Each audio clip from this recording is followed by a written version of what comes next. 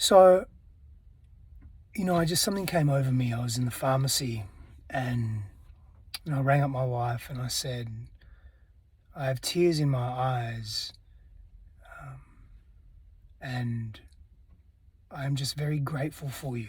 I often get love rushes for my wife, and for life, right? Just for life.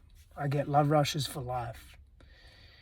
And this was different this time. As I was walking out of the pharmacy, I was thinking about my little baby girl coming, and I was overwhelmed a little bit, right? I was overwhelmed with a sense of, whew, there's a lot of responsibility here. This is going to be life changing. And I had this deep adoration for Christine and for my life. And then a sadness came over. And, I feel very blessed in my life. I've made some very difficult choices, some very painful choices for myself and for others. And I've made some really, really healthy choices. And I've moved through some big fears and big traumas. And, with that said, there was a sadness that came over me because there are many people in this world that will never move through their pain, that will never move through their struggle, that will never see the fullness of who they are, that will be stuck in their trauma and their pain forever. And I'm not better than anyone else. I haven't done anything that no one else has ever done before. But I look around and the world that I live in, there's so many people that struggle and suffer. And that's the freedom I'm speaking about. That ability to drop into such presence, such gratitude, such openness. And I get these experiences, I have these experiences in spurts more often these days, more and more often. Because I've done and continue to do so much clearing.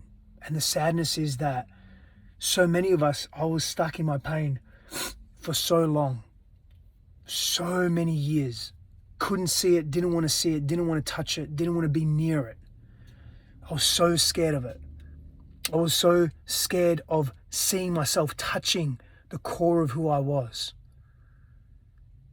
And that ability, I equate that ability to drop into such loving presence for the people in my life that I care about deeply, for my life, for the sanctity of my soul's expression.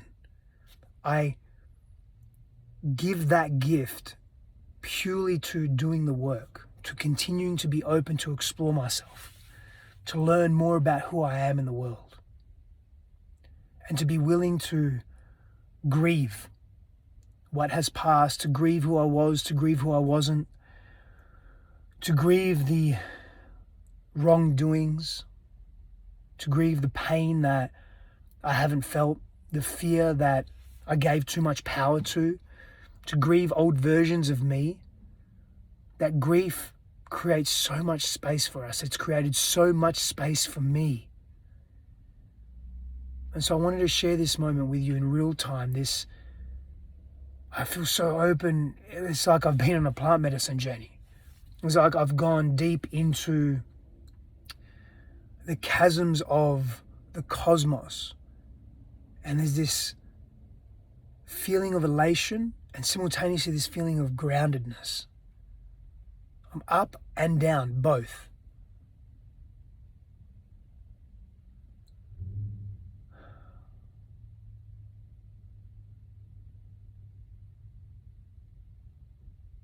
I notice when I'm still enough and I'm silent enough. Well, there's a time there where it's not even about the length of time that I'm still or silent, but the manner in which I'm still and silent. Everything just lines up like Tetris.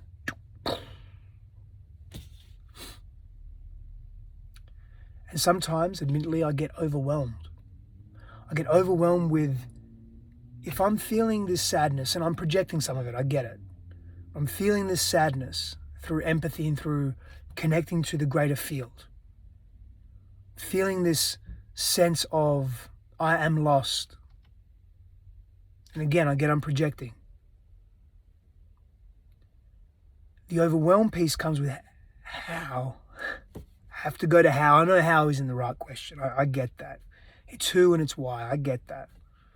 It's even what, but not how. I get that. But I'm human and it overwhelms me. Like, okay, got to go deeper. Got to go deeper. Got to serve deeper. Got to think more openly. Greater innovation. Thank you for listening. I hope that you find your love rush, your peace, your solitude, your grace, your groundedness, your gratitude in your day today.